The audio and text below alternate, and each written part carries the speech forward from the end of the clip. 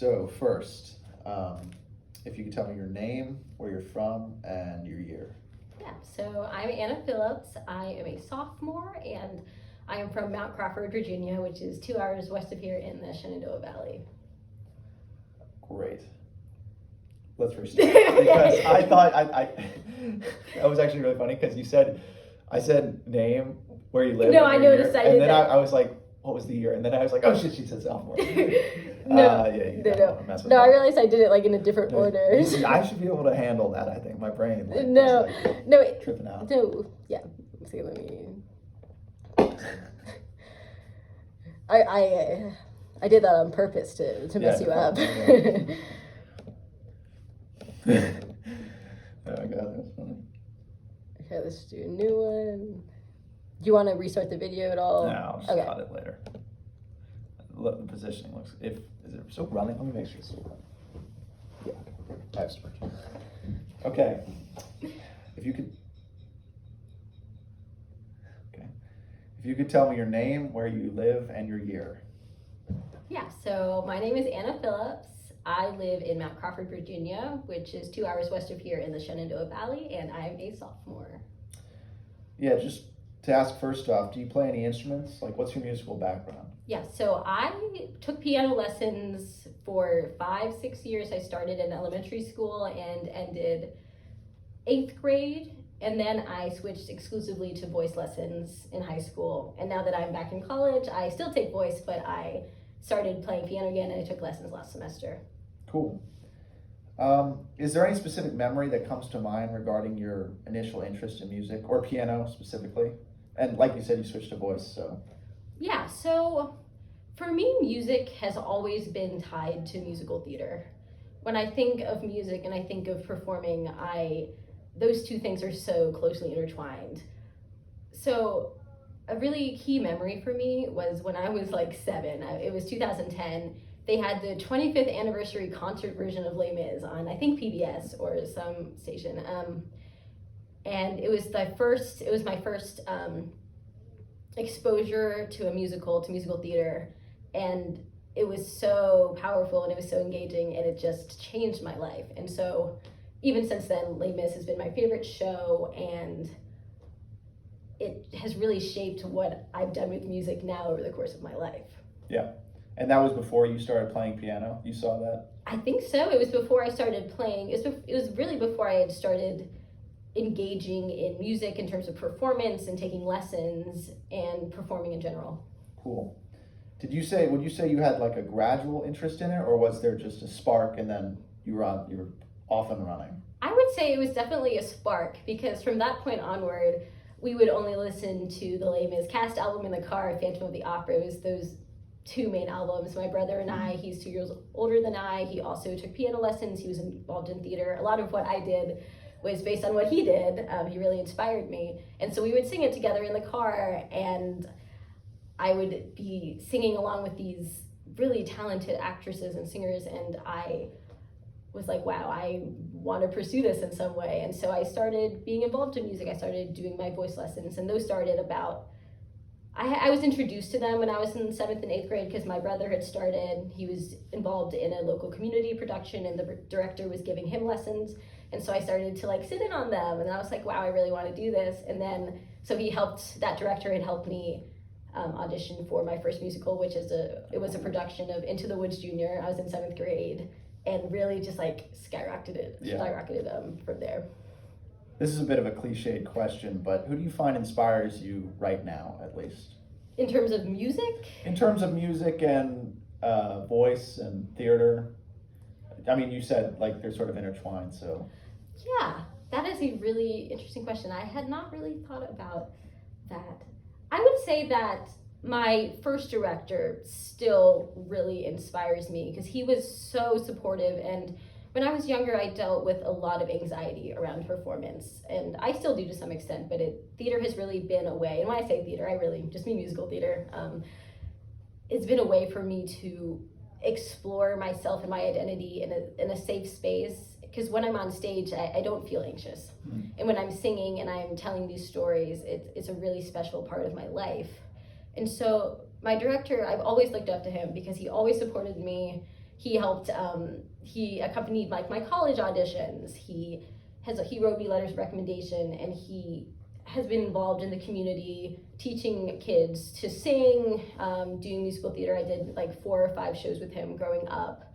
And he really showed me like how powerful music and musical theater can be in changing people's lives. And even now, I'm so thankful for him, because he really inspired a love of theater and a love of connecting with people.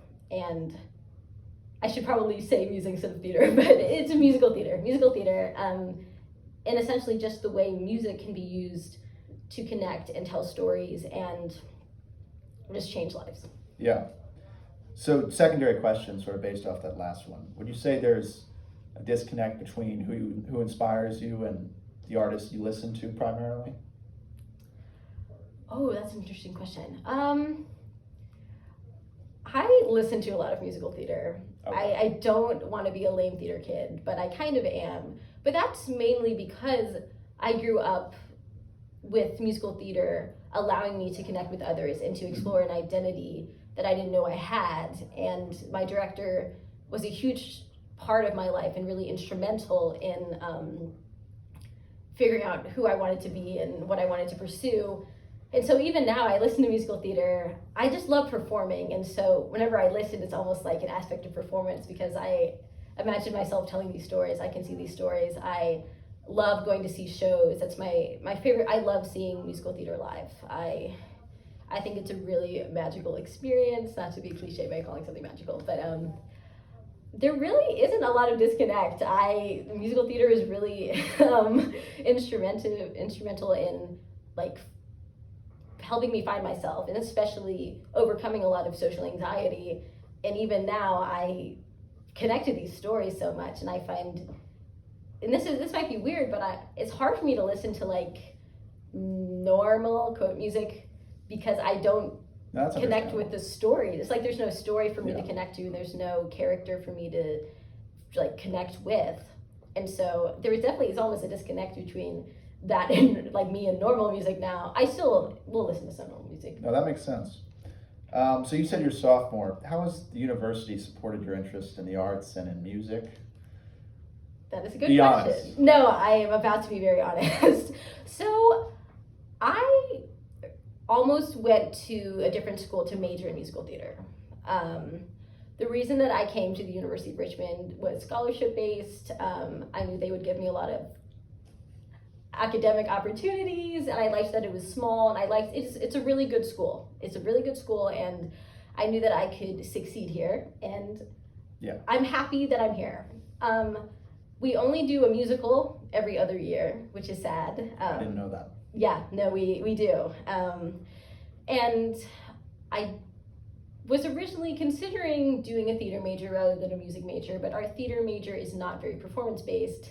See, now we're getting into theater instead of music, but I promise it'll come back around. Well, they're so connected. Yeah. I think it's okay. Yeah. So the theater major is very theory-based. It's not very performance-based.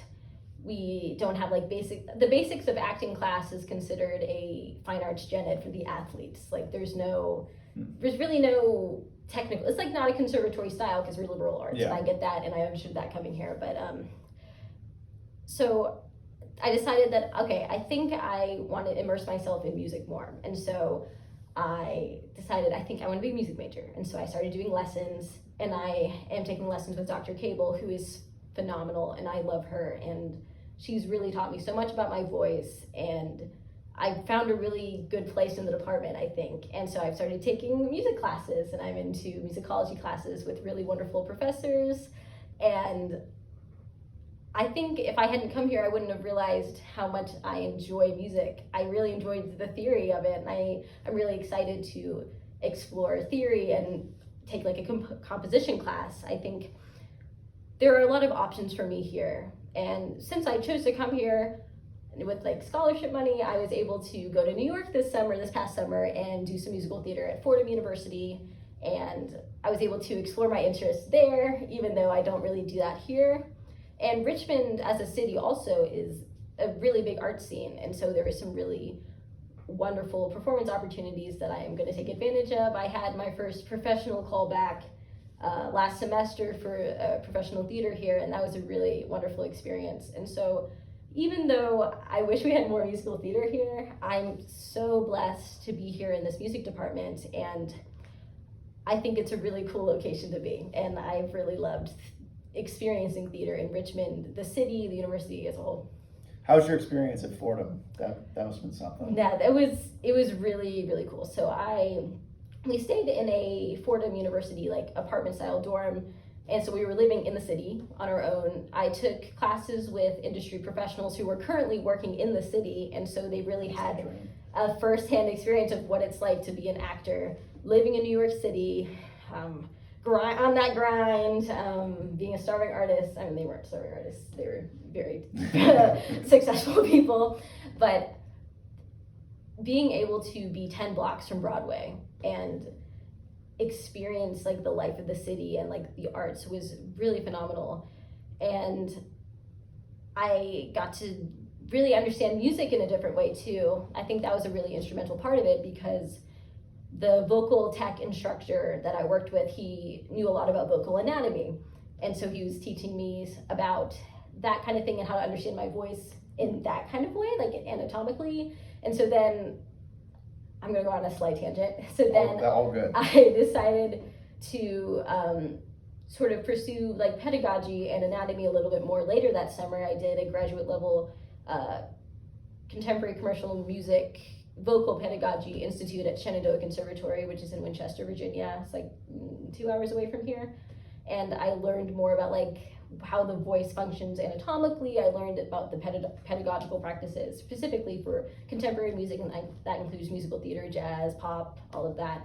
And so it was really, it really opened my eyes to what music can be, what singing can be, because I'd always understood music to be just very abstract. It's like, oh, just drop your jaw and sing. Yeah. But now it's like, oh, the larynx drops and there's all these muscles and that's how the sound works. So it was really cool to like be exposed to people who knew a lot. Like these were industry people who knew what they were doing. And so also in New York, I had worked with a Emmy-winning like music director, and there was a really wonderful accompanist we worked with who worked at Juilliard, and I got to see like what music direction was like. I hadn't really considered music direction before, and specifically with musical theater.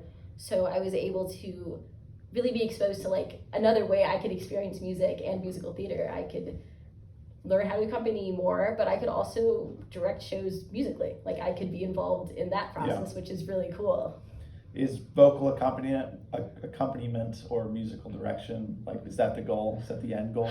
I don't know if not, I mean, what is? Yeah. It was really interesting to be in New York and live it, because I think it really gave me a perspective on what it would be like to be a professional actress, or even not even just musical theater, or like deciding to go into music direction and be a professional person in the industry. And based on that experience, I don't think it's the end goal. I wasn't sure going in. I had always loved musical theater and I intend to do it for as long as I can.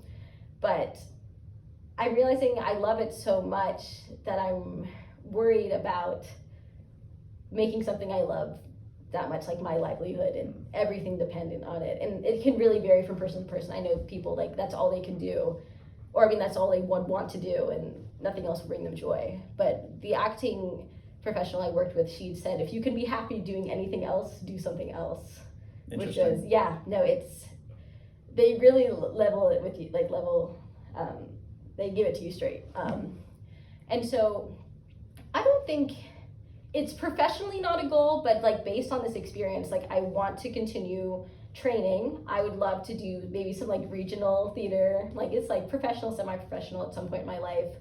But I would love to like do music direction like on a community level. I think there are so many ways that I can enjoy theater that don't have to be professional. Yeah. I don't have to win at theater. I don't have to win at musical theater to enjoy it or be successful in it. All right, one final question. How has music, or in your case, musical theater, either or, helped you connect with other people? Yeah, so I think originally when I started doing musical theater, it's incredible to come together as an ensemble and tell stories. And I think that can be true for any type of music. It doesn't have to be just like a theater thing. It's playing in a band or being in a choir. Like, you're coming together and you're creating something together. And I think that's a really cool experience that not everyone gets to have. And so I really love just like the human connection involved. Like, even when I go to see live performances, whether it be like a band or a show, like, there's energy going for everyone. Everyone's emitting energy and giving energy, and it's just a really special human thing, which we talked about in Dr. McGraw's class, how it's a very human thing. And very interactive. Yeah, very interactive. Even, let me rephrase. There's just so much to share. And I think it's really, really special to be able to connect with someone on that level, because music is just special. I totally agree. Thank you for sharing your thoughts. I really enjoyed that. Thank you.